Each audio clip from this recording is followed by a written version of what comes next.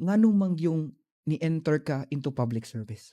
What or who motivated you? Sa una pa, Oo. before rin siya, Oo. kang Mayor Cruz pa, Oo. nay Mga offers. ang offer nga mudagan, pero wala gyud ko ni balibad ko tanan. Hantod karon naabot. Muna siguro ni ang calling. Wala gyud sa akong mga huna-huna og mga plano. No. Pero siguro akong gidawat ang challenge. Si Congressman Rencia, no? Daan na to siya. One of the gusto, influences gid nimo. pero wala nako gidawat. Okay, sige. Hantod nakita nako ang Ang need. sinseridad ni Royga. Gitan-aw nako ang plataporma before ko ni decide nga makuyog. Daghan kaayo mga kinahanglanon sa tao sa among pagsuroy paglibot, no? Paglibot sa mga kabukiran ug diri sa atong maski diri sa atong syudad. Yes.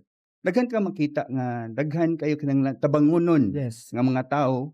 Siguro makatabang ko as a businessman, no? Yes. Makatabang ko makapromote or atong paluagan ang atong business sector Yeah. para maka-employ tag mga katawhan nga kinahanglan diri sa atong syudad.